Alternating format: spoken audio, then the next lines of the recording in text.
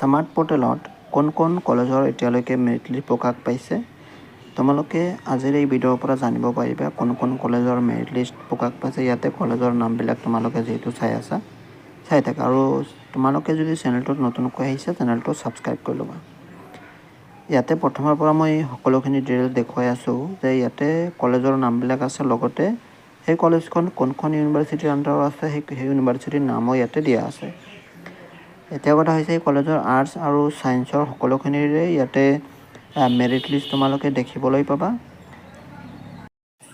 ইয়াতে তোমালোকে যিটো প্ৰথমৰ এই ওপৰৰ যি ইণ্টাৰফেচখিনি চোৱা, এই যিটো মেৰিট লিষ্টটো কেতিয়া জেনেৰেট হৈছে 2 জুন তাৰিখে 2026 চনৰ 1:24 এই মেৰিট লিষ্টখন প্ৰকাশ পাইছে। আৰু ইয়াতে তোমালোকে চাবা যে ইয়াতে নম্বৰ কিমান আছে, আৰু তোমালোকে যিহেতু তলৰ পৰা মানে ওপৰৰ পৰা একদম তললৈকে চাবা ইয়াতে নম্বৰ কিমানলৈকে আছে চোৱা। ইয়াতে 70, 69, 68, 67 আৰু তলত দেখুৱাই আছোঁ মই। ইয়াতে পাৰ্চেণ্টেজ তোমালোকে চাই আছা 62ৰ পৰা আৰম্ভ কৰি 50লৈকে যিটো আছে, আৰু ইয়াতে কেটাগৰীও দিয়া আছে। যদি EWS আছে তোমালোকে প্ৰথমখন মেধা তালিকাতে তোমালোকৰ মেৰিট লিষ্টত নাম আহি যাব।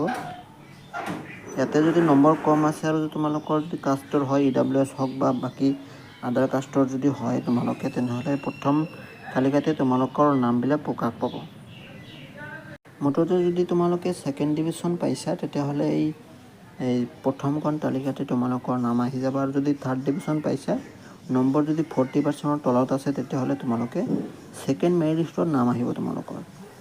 ইয়াতে যদি নম্বৰ কম আছে আৰু তোমালোকে যদি কাষ্টৰ হয় তেতিয়াহ'লে প্ৰথমখন তালিকাতে তোমালোকে পাই যাবা, আৰু নম্বৰ বেছি হ'লে মানে যদি 50%ৰ ওপৰত আছে তেতিয়াহ'লে প্ৰথমখন তালিকাতে তোমালোকে তোমাৰ নামটো পাই যাবা।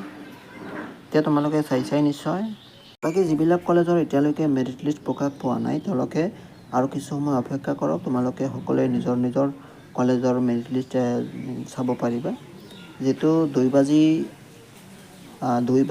বজাৰ পিছতে মেৰিট লিষ্ট সকলো কলেজৰে অহাৰ পূৰ্ণ সম্ভাৱনা আছে, আৰু কিছু সময় অপেক্ষা কৰক। যিবিলাকৰ অহা নাই তোমালোকে নিশ্চয় চাব পাৰিবা।